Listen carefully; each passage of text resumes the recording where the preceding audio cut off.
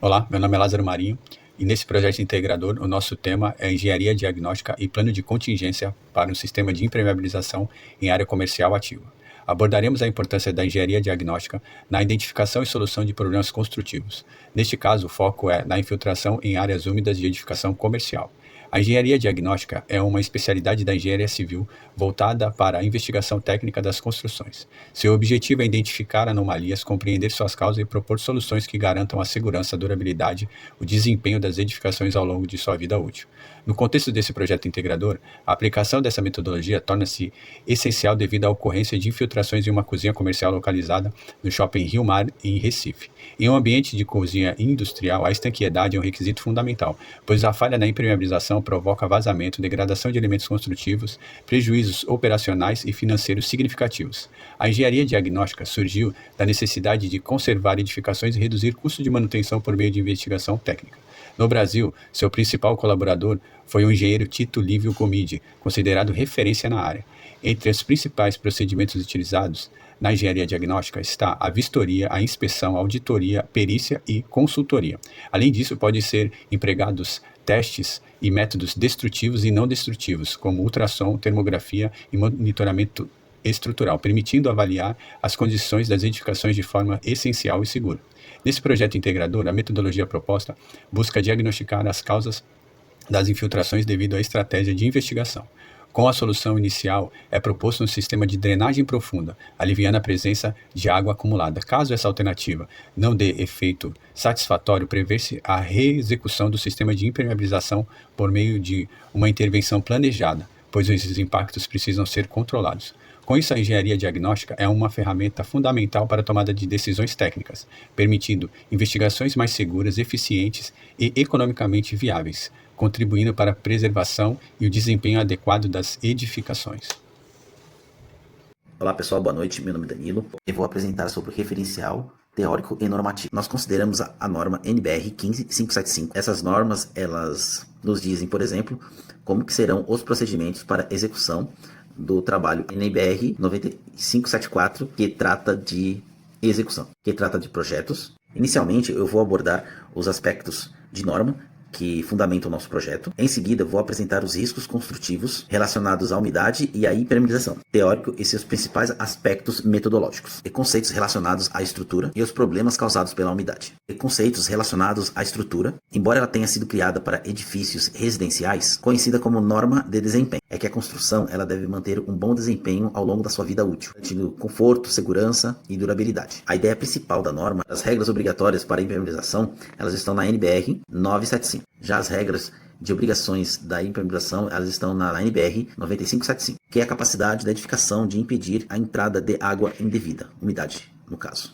Outro aspecto muito importante é a utilização do EPS, conhecido popularmente como isopor. Um ponto muito importante abordado nessa norma é a questão da estanqueidade. Apesar do EPS não absorver água, os espaços vazios ele é utilizado para enchimento do piso e passagem de tubulações. Isso faz com que a água fique retida na laje e passe consecutivamente para as paredes. Entre as placas podem acumular água, gerando infiltrações ocultas e dificultando a identificação do problema. Por isso, a correta impermeabilização e o atendimento às normas são fundamentais, evitando sim as patologias relacionadas à umidade. Para garantir a durabilidade da construção, esses conceitos normativos serviram como base para que pudéssemos analisar na metodologia do projeto e assim podemos definir as soluções para a impermeabilização, os riscos das infiltrações para o caso estudado, buscando garantir o desempenho, a durabilidade e a segurança da edificação.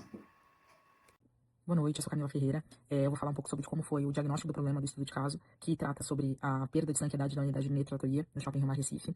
Esse problema causou alguns transtornos. Na horizontal, foi vazamento na própria unidade, vazando da parede limítrofe entre a cozinha e o salão de atendimento de clientes.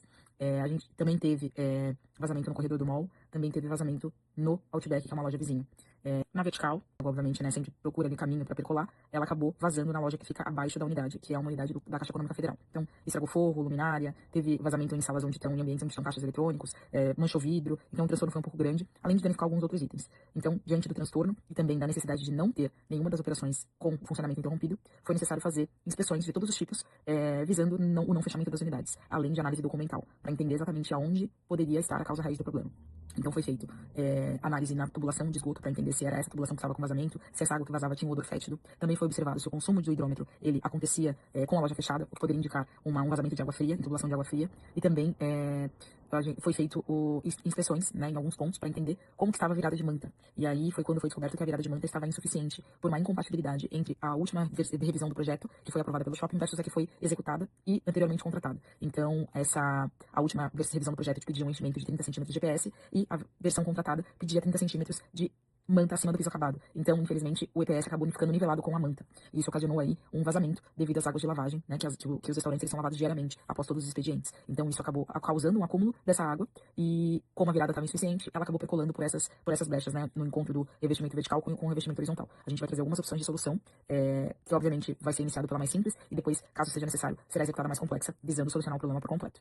Lembrando que todas as ações que serão tomadas precisam sempre ser executadas somente após a loja estar fechada e tudo precisa finalizar antes da loja abrir, para que a gente não tenha interrompimento do funcionamento da unidade, tanto da unidade em questão, que é o Unineto, quanto as demais unidades afetadas que serão também inspecionadas ou passarão por algum tipo de correção futura. Olá, meu nome é Robson. Irei apresentar o trabalho do Projeto Integrador 2, Engenharia, Diagnóstica e Plano de Contingência para Sistema de Impermeabilização em Áreas Comerciais Ativas. Este trabalho apresenta um estudo de caso de engenharia diagnóstica em uma cozinha comercial com uma área crítica de 40 metros quadrados. A ausência de estanqueidade no sistema de vedação pré-existente gerou uma bacia oculta de fluido retida entre o enchimento leve de EPS e a manta asfáltica. Essa falha resultou em manifestações patológicas graves por percolação na laje estrutural inferior, impactando as unidades subjacentes. Propõe-se uma análise comparativa entre uma intervenção experimental paliativa e uma corretiva definitiva. Metodologia do Plano A, alívio de pressão hidrostática. A primeira proposta metodológica consiste no alívio imediato da pressão hidrostática sem interrupção do uso do edifício. O procedimento baseia-se na execução de 2 furos estruturais de execução na laje de concreto armado, orientados de baixo para cima. Tubulações de PVC série R de 75 mm conduzirão o influente por gravidade, para mitigar riscos biológicos e atender aos critérios sanitários da RDC número 216 da Anvisa. O sistema integra caixas sifonadas e grelhas herméticas de aço inox, funcionando como um ensaio piloto de fluxo contínuo. Metodologia do Plano B, execução de controle de qualidade. O cenário B representa a solução definitiva fundamentada nas normas da BNT, NBR 9574 e 9575. A metodologia exige a demolição mecânica do piso, descarte de 12 metros cúbicos de EPS saturado e aplicação de nova manta asfáltica de 4 mm aderida a maçarico. O rigor técnico exige uma virada perimetral mínima de 30 cm de transpasse de emenda de 10 cm.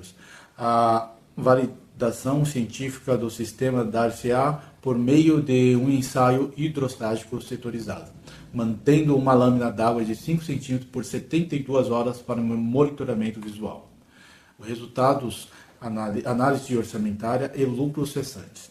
A modelagem financeira utilizou o banco de dados SINAP para composições de varejo ativo em regime noturno. O custo direto da engenharia não invasiva do Plano A totaliza R$ 26 mil. A reforma do Plano B exige um custo civil direto de R$ 130 mil. Contudo, sob a ótica da engenharia de custo, o indicador macroeconômico mais crítico é o lucro cessante. O período de interdição de 15 dias para a cura e ensaio do Plano B gera uma perda de faturamento bruto calculada de R$ 274.999,95, baseada no faturamento diário médio de R$ 18.333 da unidade estudada. Conclui-se que a engenharia diagnóstica deve balancear a eficácia técnica e o impacto econômico na tomada de decisão. O Plano A demonstra-se cientificamente viável como primeira fase, pois estanca o dano patrimonial imediato com baixo custo. Adicionalmente, caso a reforma do plano B seja necessária no futuro, o dreno do plano A permanecerá incorporado à estrutura como um sistema de segurança passiva permanente, otimizando a resiliência do edifício.